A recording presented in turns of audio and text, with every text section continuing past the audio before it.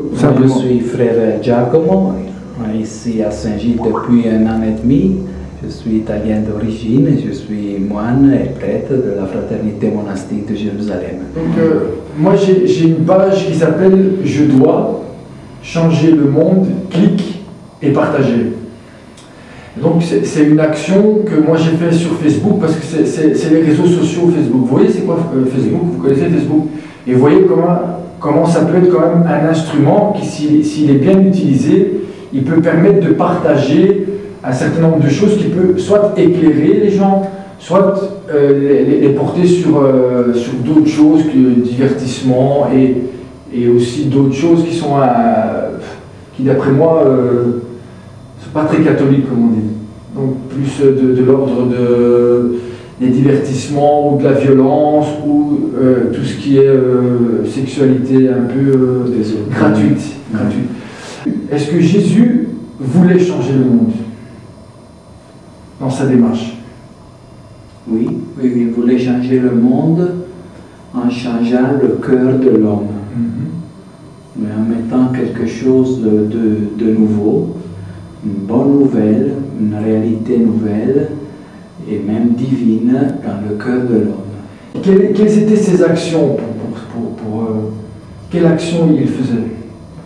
Avant tout, sa vie elle-même, le choix d'une vie simple, pauvre, qui va à l'essentiel, la joie de rencontrer les personnes, voilà. Et aussi de partager un message. Et de transmettre sa joie qu'il habitait. Et la joie qu'il habitait, c'est l'amour du Père. Cet amour du Père, on l'a compris après sa passion, sa mort, sa résurrection, c'est même une personne, c'est l'Esprit Saint, une personne divine. Et alors c'est un amour infini. Voilà, dans la personne humaine de Jésus, il y avait, comme dit Saint Paul, toute la plénitude de Dieu. Oui, parce que Jésus a vécu plus ou moins 33 ans, ou 36. Il n'a vécu que 3 ans de vie publique. Tout ce que nous connaissons de lui de si exceptionnel, ça a duré 3 ans. Et pendant ces 3 ans-là, il n'a pas travaillé? Non, là il a suspendu le travail manuel pour... Cette question-là, c'est la notion de travail. Parce que pour beaucoup, par exemple, ce que nous on est en train de faire ici, et qu'on va partager, si d'après eux, comme ce que faisait Jésus, d'une certaine manière, on essaye avec notre parole et avec ce qu'on est et notre vécu de véhiculer une joie c'est pas un travail, mais en même temps, pour les gens, ça n'a aucune valeur, ce type de travail-là. Vous voyez, parce que dans la tête des gens, si ça ne rapporte pas de l'argent ou du pouvoir ou une renommée, ils vont dire, ouais, mais ce que tu fais, ils vont te dire, ça ne sert à rien. Comment faire comprendre aux gens que c'est aussi utile? Moi, je n'appelle pas ça un travail, c'est un don, mais que cette manière de vivre ne doit pas être dévalorisée, même s'il est difficile à comprendre dans un monde où on n'existe que par le travail, que par une position sociale, que par...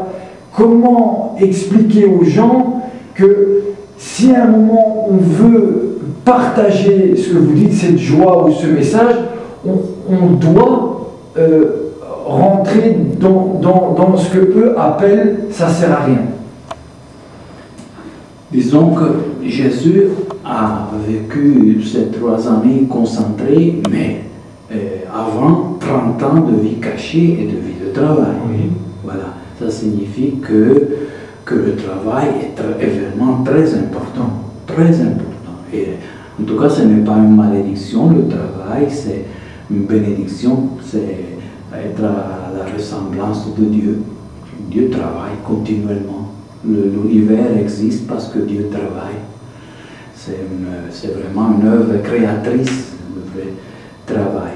Mais par exemple, dans notre fraternité, dans notre communauté, nous travaillons à mi-temps.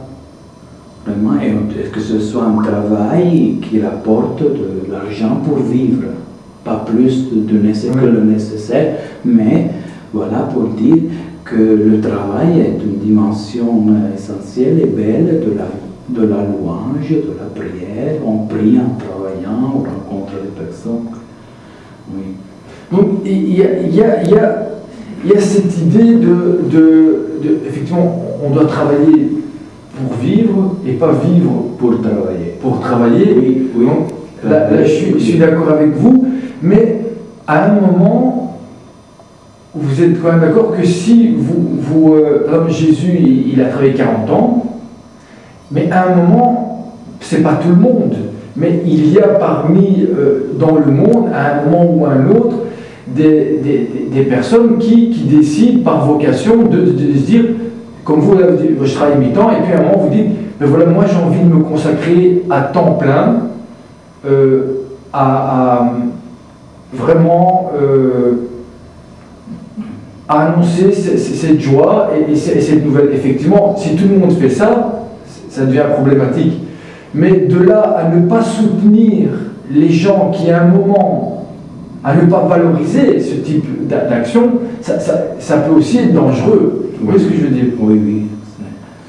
C'est témoigner du sens de la vie et du sens même du travail. Voilà, c'est ça. Oui. C'est ce témoignage par parole et aussi, surtout par la joie. Voilà, on annonce la joie parce qu'on l'a dans le cœur. Voilà, la joie d'être aimé, la joie d'être voulu et aimé. Fait confiance à la joie. Voilà, puisque la joie est un don de l'Esprit Saint, oui. Si moi je la laisse couler parce qu'elle déborde de moi, elle trouvera la manière de rejoindre son objectif. Même à travers des murs. Même à travers des murs, même par Facebook, même, voilà, n'importe. Parce que le problème, ce n'est pas à moi de comment faire comprendre, mais c'est à la joie elle-même de trouver la manière d'entrer. Dans le cœur de celui qui s'aime, comme ça. Voilà. Donc c'est important de semer, et puis comme vous dites, si après elle tombe sur un terrain bon, ou même aride, parce que c'est une semence tellement puissante que ça suffit une petite brèche dans le terrain qu'elle pousse. Et de toute façon, on peut ressemer de nouveau. Et encore une fois. Et on sait jamais qu'à un moment, il va y avoir une petite partie de sol qui, même parmi les rochers, et il y a quand même un arbre qui va pousser. Donc il faut continuer à partager. Oui. Et donc, moi j'ai beaucoup de gens qui me disent, oui mais ça ne sert à rien, tu partages. Ils me disent, ça ne sert à rien parce que les autres ne vont pas partager. Et moi je leur dis, mais moi, si eux ils ne veulent pas partager, ça ne doit pas compromettre ma volonté de partager. Mais eux, le fait de penser que l'autre ne va pas faire, ils ne le font pas. Qu'est-ce que vous pensez de ça, vous? Mais moi, je veux apprendre du soleil. Il resplendit, même si les gens veulent s'enfermer dans leur maison. Donc, ils ne peuvent pas resplendir. Donc, ça ne dépend pas de l'accueil. C'est comme une source, elle continue à faire jaillir l'eau et ne se demande pas si les personnes qui viennent le méritent ou non, s'ils comprennent oui ou non. Elle peut couler comme ça. Est-ce que vous pensez... Moi, des fois, j'ai l'impression qu'il y a comme une peur ou une honte, c'est un peu paradoxal, mais comme s'ils auraient peur et honte d'afficher qu'ils croient en cette lumière. Comme s'ils auraient peur qu'en mettant cette lumière sur leur mur, toutes les ombres qui étaient là, soit elles vont les dire d'éteindre la lumière, soit elles vont disparaître. Et de peur de devoir passer par ce petit moment de solitude, ils se disent, j'aime bien cette lumière, j'aime bien la regarder sur son mur, mais si je la partage sur mon mur, après, tout le monde va savoir que j'aime la lumière. Et des fois, j'ai l'impression qu'ils ont cette lumière, mais ils ont un peu honte de dire, mais non, voilà, je suis ça, je crois en Dieu, je crois en la lumière, je crois qu'avec la joie, rien qu'avec ça, sans faire la révolution, juste en partageant des phrases qui éclairent, je crois que rien que ça va produire un changement. Alors ils ont peur qu'on va les prendre pour des gens illuminés ou ouais, mais c'est puéril, c'est des enfants. T'es un enfant, tu penses comme un enfant ou quoi? Mais on peut raisonner sur ça quand on n'expérimente pas la joie. Quand elle est là, on ne peut pas la contenir. Et on ne perd pas notre temps à considérer si qu'est-ce que les autres peuvent penser de moi. On peut cacher une souffrance, des problèmes, mais on ne peut pas cacher la joie. On ne peut pas cacher la joie. Elle déborde. En fait, c'est bien parce que je me dis, parce que moi j'ai été pendant longtemps dans la plainte, parce que je ne comprenais pas pourquoi ils ne partageaient pas. Et donc j'étais un peu en colère. Mais je partageais la colère. Et pas la joie. Et c'est vrai que peut-être de plus être, je partage, je sème, et c'est tout, et puis si je reviens par là, je ressèmerai, mais je ne serai pas là à regarder si ça a poussé ou pas. Non, c'est vrai. Et moi, peut-être que je suis comme ça un peu trop dans le... Mais si on a peur de la partager, moi je pense, pour moi le premier, c'est que je me suis débranché de la source de la joie.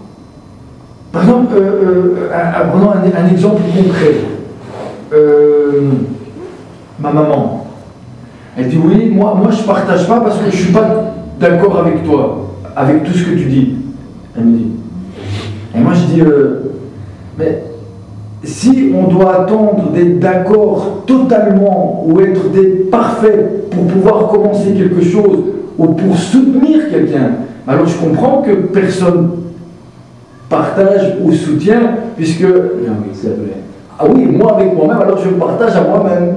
Commence, et ça te donnera de la joie, tu verras les fruits. Il me disait un ami à Montréal qui faisait ça, mais il me disait, Giacomo, commence à donner aux pauvres, comme dit Jésus. Commence à être pauvre vraiment, tu verras la joie qui vient en toi. Ce que dit Jésus, ce que Jésus promet, c'est vrai, il faut essayer. Il faut le faire. Il faut le faire sans attendre d'être parfait. Oui. Oui, en tout cas, il y a clairement, parce que moi là, ça fait quand même pas mal de temps que je partage, donc je partage régulièrement, et il y a vraiment à ce niveau de partager, pour eux, pour eux ça sert à rien. Ils se disent, pourquoi? Ils disent, moi je partage, mais si tout le monde ne partage pas, faites que moi je partage tout seul, qu'est-ce que ça va changer? C'est ça C'est vrai que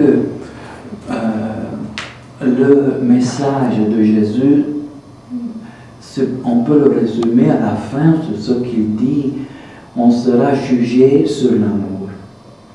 Et l'amour concret, Jésus dit, j'ai eu faim, tu m'as donné à manger. J'ai eu soif, tu m'as donné à boire.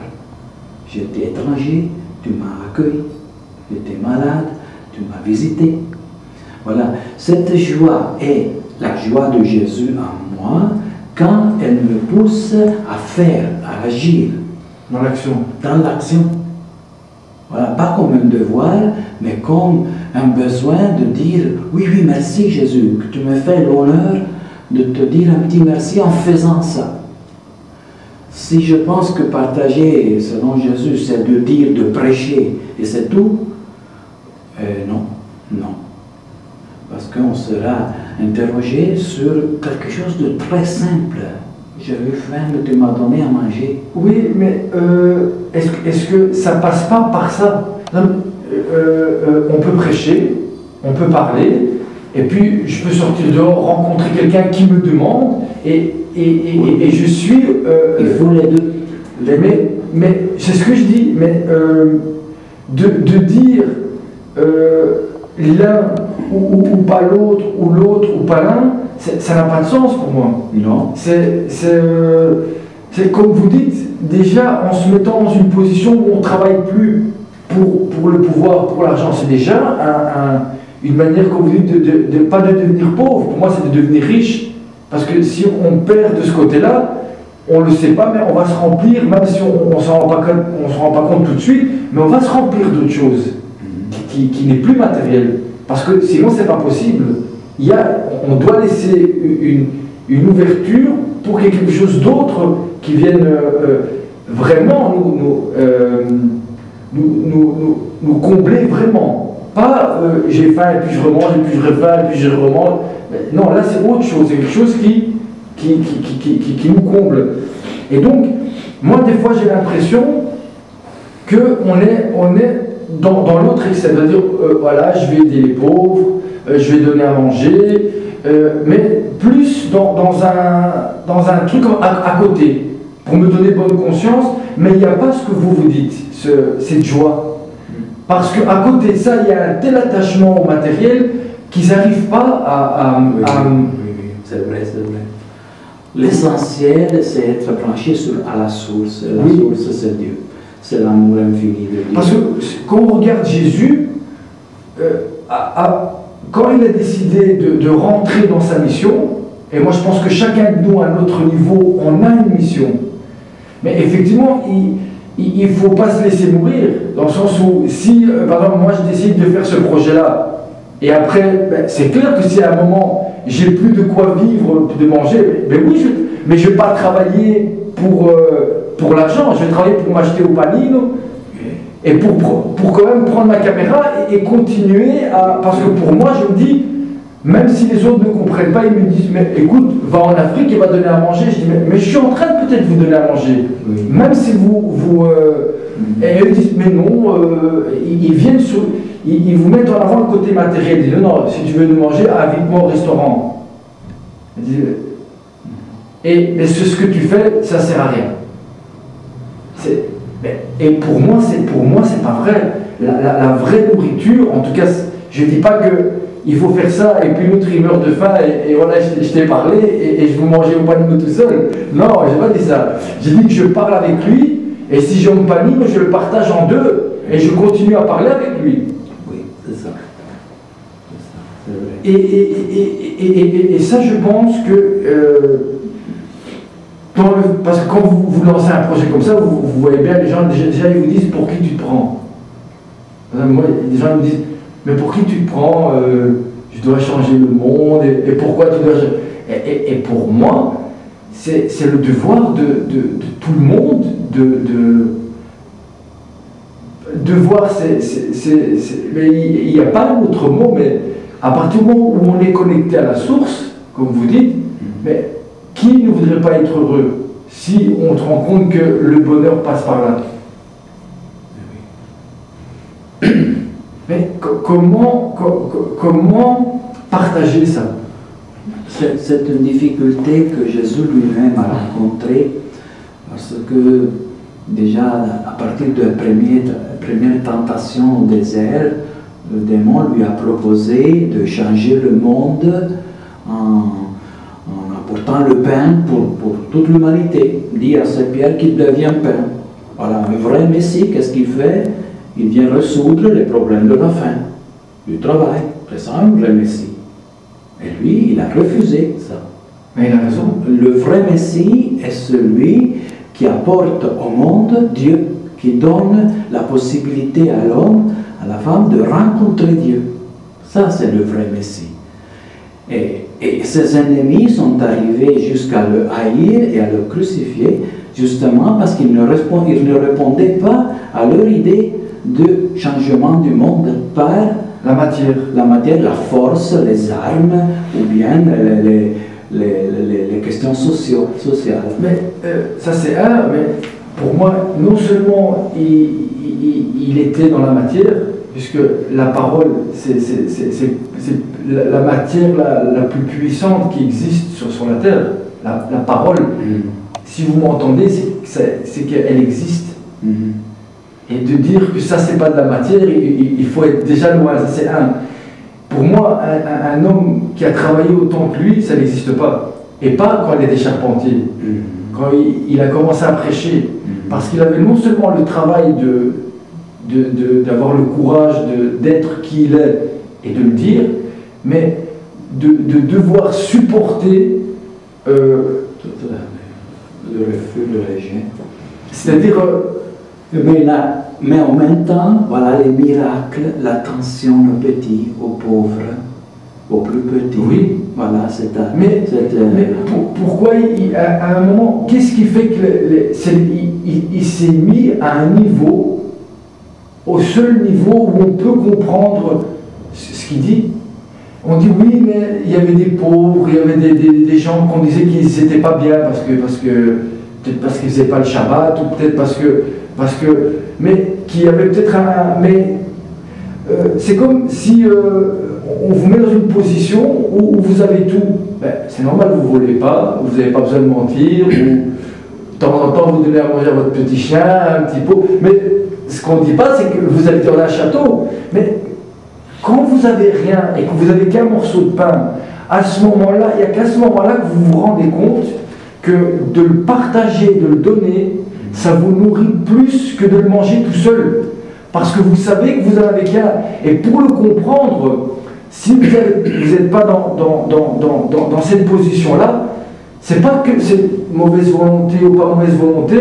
C'est comme si moi je demande aux gens de changer le monde. Et en même temps, ils me voient, ils me disent oui, mais voilà, mais tu ne travailles pas, tu fais ci, tu fais pas ça. Et moi je me dis, mais vous pensez que c'est évident de ne pas travailler? Enfin, vous dites que je ne travaille pas. Vous dites. Moi je dis, je fais un autre travail pour le moment. Et Dieu merci, on vit dans une société où on m'a donné. Avant, c'était pas possible. Avant, c'était soit tu travaillais, soit. Tu mendiais, tu mourais de faim. Donc, et je dis, est-ce que vous vous rendez compte, avec les médias actuels, les médias de communication qu'il y a, et le temps, parce que ça aussi c'est une question que je voudrais vous poser, parce que c'est une question qui revient, c'est les gens, ils vous disent, j'ai pas le temps. Ça, je comprends pas.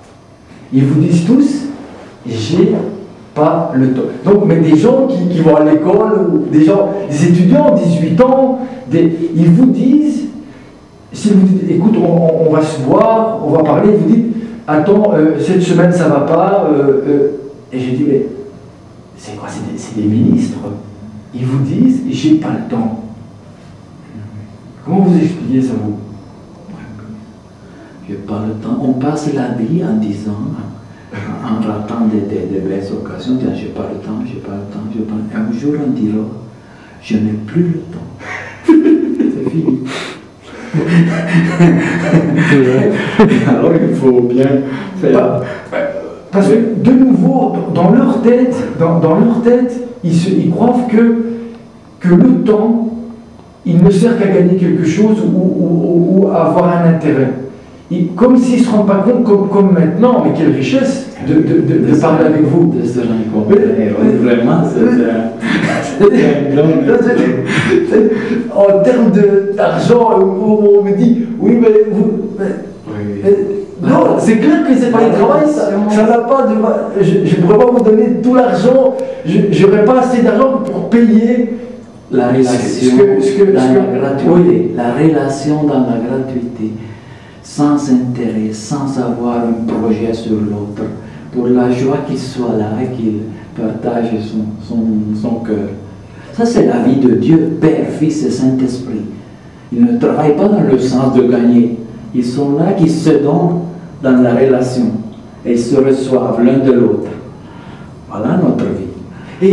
Et aussi, ils ont aussi comme ça une idée du succès. Il faut réussir. Il faut réussir. L'air de dire, prendre une phrase que mon père disait, il dit, oui, mais il dit, le résultat. Et moi je dis, le résultat, c'est quoi? C'est un chiffre? C'est quoi ton résultat? C'est une coupe? C'est quoi? Qu'est-ce que tu appelles résultat? Comment vous expliquer? C'est que c'est quoi pour vous? Voilà, on va poser une question directe. C'est quoi pour vous un résultat? Donc, de notre discussion, c'est quoi le résultat? Un résultat, c'est que tu sois là et que tu m'ouvres ton cœur et que moi je me sens aimé par Dieu, par toi, qui passe par toi. Ça, c'est un résultat. Et peut-être que moi aussi, je suis pour toi un petit clin d'œil de Dieu. Un clin d'œil, et pas de clin d'œil, c'est les deux yeux ouverts. Ça, c'est le résultat. Donc, moi je suis d'accord avec vous. Moi c'est ce que j'essaye de faire passer avec mon projet. Et c'est pour ça que j'essaye que ce projet reste gratuit. Que j'essaye de... Quand ils me disent oui, je dis mais le résultat c'est que je partage et que tu lis et que peut-être toi après tu vas aussi partager. Effectivement, ou bien que aussi tu commences à partager avec ta femme, par exemple, tes enfants, goûter la joie qu'ils soient là, de ne pas te faire voler le temps, de ne pas te faire voler les occasions pour te rapporter dans la gratuité à ceux qui vivent avec toi avant tout. Mais ça serait déjà encore un résultat. Ça aussi, c'est un résultat. Goûter la présence de l'autre. Oui, et lui permettre de faire sortir de soi toutes les richesses qu'il a. Oui. Voilà, aimer quelqu'un, c'est lui dire j'ai besoin de toi et de tout ce que tu as en toi-même comme richesse spirituelle. Ouais. Ça m'a touché, ça m'a touché que le fait que vous dites que c'est aussi important que cet amour-là soit déjà mis dans sa forme première, un homme et une femme qui s'aiment, oui, et qui donnent un enfant à la vie. Ça commence. Oui, ils sont tellement heureux, voilà, que de là peut jaillir cette action créatrice de Dieu. Oui. Voilà, tout ce que nous faisons humainement a une valeur et une puissance divine quand on est branché sur le Seigneur. Si on est branché sur le mal, ça a une puissance de mal énorme aussi. Mais par exemple, l'action humaine, voilà, doit être accomplie avec beaucoup de responsabilité et la bonne intention, parce qu'elle a une grande puissance. Et Dieu peut manifester toute sa puissance d'amour. À travers... Alors, tout ce qui se passe, moi je suis arrivé à cette conclusion, à deux protagonistes et deux responsabilités. La responsabilité humaine et la responsabilité de Dieu, dans la même action. Il faut laisser les deux. Alors par exemple, un homme, une femme qui s'unissent parce qu'ils s'aiment, il met les conditions afin qu'une vie puisse jaillir. Mais la vie peut jaillir seulement parce que Dieu dit « va » à une nouvelle créature. Oui. Mais il y a la responsabilité 100% humaine, le fait qu'ils s'unissent, et 100% divine. J'ai compris, vous m'avez ouvert une porte là, dans ma tête. En fait, si je suis en colère, c'est que d'une certaine manière, je ne donne pas la place à Dieu. Oui. Parce que moi, j'ai fait mon projet, je partage. Oui. Après, ce qu'en pense mon père ou ce qu'en pense ma mère, c'est bien, mais ça ne devrait pas me... Non, parce que Dieu a un projet, et après, même sur le refus, oui, que ton père est un héros. Et après, que ça pousse ou que ça ne pousse pas, ça ne dépend pas de moi. Non. Et donc, je m'énerve de quoi? Faut pas tirer sur la petite ouais. Parce qu'à la limite, Dieu dit que le jour où tu ne t'énerves pas, je vais réfléchir si je passe ou si je passe pas par là. Mais là, étant donné que tu es énervé. Bien, oui. Il y a des exemples dans la Bible formidables. Oui. Par exemple, les chemins par lesquels Dieu passe. Même il passe par des choses négatives. Ah, bien sûr. Par exemple, Joseph, le fils de Jacob. Allons dans l'Ancien Testament, Judas, quand il va avec Tamar. Oui. Ah oui. Il la prend pour une prostituée. Oui, oui. Et c'est de là que va naître David, Oui. la lignée. Il aurait pu aller. Il y avait combien d'enfants il y avait? Il a été. Lui, il croit qu'il va chez une prostituée. Oui. Et Donc il la prend pour une prostituée quand c'est pas une prostituée. oui. Et de là naîtra David et toute la descendance, et puis Bethléem, et puis Joseph, et puis Jésus. Même les pires, il y a un projet de Dieu. Ah non, là ça va encore plus loin. C'est que quand on croit en apparence que c'est mauvais, il croit que c'est mauvais. Samuel, la même chose. Élie, il sort, il voit une femme qui prie dans tous les sens. Et alors il dit, elle a bu celle-là. Et après il lui dit, mais non, je n'ai pas bu. Il dit, je prie pour avoir un fils. Et si Dieu me le donne, je le consacre. Et donc, là aussi, il regarde et il dit, elle est folle cette femme. Mais elle n'est pas folle. Mais moi je voulais dire ça. Un autre exemple. Tu sais, le fils de Jacob, Joseph. Oui. Voilà. Jacob, c'était son enfant gâté. Hein. Et ses frères le haïssaient parce que il était le préféré. Et non, ils sont arrivés à le vendre. Et il a été vendu et il est devenu esclave en Égypte. Mais cet homme a toujours fait du bien. Là où il arrivait... Et il était heureux, même en prison. Il était même en prison, il faisait du bien, ce qu'il pouvait faire. Là où il était, il faisait fleurir. Il était en prison et il était gelé. Parce qu'il portait la bénédiction de son Père en lui. Tu vois, voilà, toute action humaine porte la bénédiction de Dieu. Et lui, plutôt que choisir de s'enfermer en lui-même, de passer le reste de sa vie déprimé et avec la colère contre ses frères, il faisait ce qu'il pouvait faire. Voilà. Un jour, il est devenu le vice-roi et ses frères ont dû descendre en Égypte pour acheter du blé. Et lui, à la fin, il se fait reconnaître. Moi, je suis Joseph que vous avez vendu. Il ne l'avait pas reconnu. Il ne l'avait pas reconnu, tellement leur pensée était loin de l'idée qu'il soit... Et alors, ils sont effrayés, maintenant il va se venger. Et lui, il dit cette parole. Vous m'avez vendu. Vous n'avez pas cru en moi. Responsabilité 100%. Votre. Vous m'avez vendu. Et c'est mal. Mais Dieu m'a envoyé ici avant vous pour vous sauver. Alors la même action, le fait que Joseph ait été vendu, a été voulu et par les frères et par Dieu. Donc si je comprends bien, le fait que maintenant tout le monde ne me partage pas, Oui. Partage pas mon action et me disent que c'est pas bien, Oui. Peut-être que c'est un chemin. Oui, un chemin. Il y a un projet sur le rejet. Il se sert de ce refus pour te conduire plus loin. Plus loin. Eh bien, le plus loin, ça m'a amené déjà ici chez vous. J'ai content. Et ça te donne une grande... Tu vois, t'enlèves jamais la joie et la paix. Mais non. Parce que toi, tu vois les choses. Pas pour nier la responsabilité de ceux qui rejettent la proposition, hein, ou qui font le mal. Mais plutôt que t'enfermer en cette responsabilité, tu te transfères dans la dimension de Dieu, tu regardes la chose à partir de Dieu, et tu donnes à Dieu la chance de manifester sa volonté, sa puissance, par ce négatif. En restant ouvert à tout ce qui vient. Tout ce qui vient. Oui.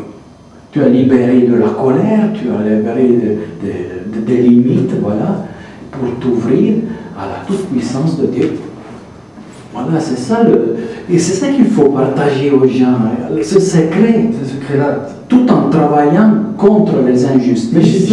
Qu'est-ce que pense l'Église par rapport à... L'Église pense et affirme, et par les déclarations, et surtout encore plus par le respect de la vie, pour tout ce que les chrétiens mettent en place pour sauvegarder la vie, accueillir les mamans, que la vie est sacrée et qui est don de Dieu, et que l'homme n'a pas le pouvoir de décider la mort de Parce que ça aurait pu être moi, ça aurait pu être vous, oui. Et cette personne ne peut pas vivre. Oui, moi j'étais un embryon, ouais. Aussi. Maintenant, carrément, les gens ils postent des photos sur sur Internet des enfants qui sont même pas encore nés, quoi. Donc c'est un peu pour... on a l'impression que c'est devenu presque des jouets, plus que les gens n'ont plus vraiment la valeur de la vie. C'est pas qu'ils se disent ces petites cacahuètes, bah, ça pourrait être peut-être un grand génie, ou même peut-être Jésus, peut-être. Hein. Oui, oui. Et les gens tuent un petit peu comme si jetaient un bout de papier par terre, quoi. Ah, oui, oui. Un professeur universitaire a tenu une leçon comme ça et demandait en sociologie, demandait à ses élèves, dites-moi, dans une famille, voilà, le père est alcoolique, la mère a une maladie, comment on dit, vénérienne, voilà, et elle est enceinte. Voilà, le père est fou, il est là-bas, ils ont déjà 5 enfants, alors qu'est-ce que vous proposez? Et la majorité disait avortement.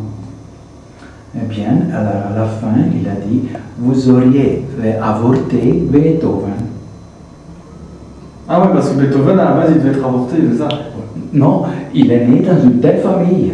Ah. Oui, Voilà. mais excusez-moi la transition, on revient sur les chemins de Dieu. Oui. Parce que nous, on croit que dans ce chemin-là, il n'y a rien de bon qui pourrait naître, et si ça naît, il va y avoir que du malheur.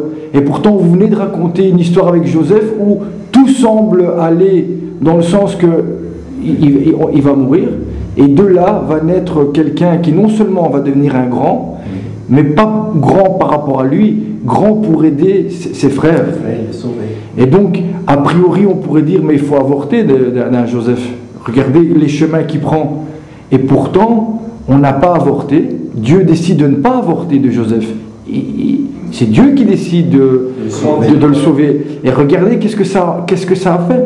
Quand normalement, parce que maintenant c'est assez d'actualité, quand on a un enfant, ben, les couples se divorcent. Normalement, ça ne devrait pas être une obligation du fait qu'il y a un enfant qui est né de continuer à rester ensemble malgré tout, malgré les difficultés, justement parce qu'il y a un enfant et qu'il a besoin d'avoir la mère et le père. Parce que j'ai l'impression qu'aujourd'hui, c'est un peu, si le papa n'est pas là, c'est pas grave, il y a quand même la maman. Je sais pas si d'un point de vue religieux, c'est normal que les gens se quittent comme ça en ayant donné la vie, quoi, finalement. Oui, mais vous voyez, voilà, si on commence à discuter de ça, on commence à comparer des opinions, l'opinion catholique, l'opinion, voilà. Mais pour moi, le message et la contribution du chrétien, c'est ce rapport avec Dieu, ce dont on a parlé. Et le fait que Jésus est venu vraiment nous aimer, nous sauver. Parce que quand tu as dans ton cœur cette joie, et tu es marié, et tu as ta femme, ce dont nous parlions comme exigence, mon papa, ma maman qui soit ensemble, ça devient naturel. Quand tu n'as pas le rapport avec Dieu, avec la source de l'amour, voilà que l'intérêt revient. Donc les gens devraient retrouver la source de Dieu en eux, oui, et certaines choses redeviendraient... Et l'Église devrait insister plus, comme dit le pape François, à faire rencontrer les personnes avec cet amour, cette tendresse. Et puis on va voir qu'est-ce que ça donnera. Mais déjà, je pense que cette vidéo, c'est de la tendresse, c'est de l'amour. Hein. Ça change de ce qu'ils entendent d'habitude, donc c'est une bonne action en soi, quoi. Oui. Voilà, parce que si on commence à discuter sur ça, on commence à se disputer, chacun dans son opinion, voilà. Alors que si on s'écoute, voilà, dans la relation, et chacun peut trouver dans l'autre un accueil, un appui, voilà. Puis on va voir. De profil, il ressemble un peu au pape. Quel pape? Le pape. Le vrai pape. Ouais. Mais il est bien, moi j'aime bien ce pape. Hein. Merci beaucoup. Pour les gens, voilà, parce que Dieu est présent et agissant à chaque personne humaine, même si elle ne sait pas, elle ne le connaît pas. Merci pour ce partage. Merci beaucoup. Merci à toi.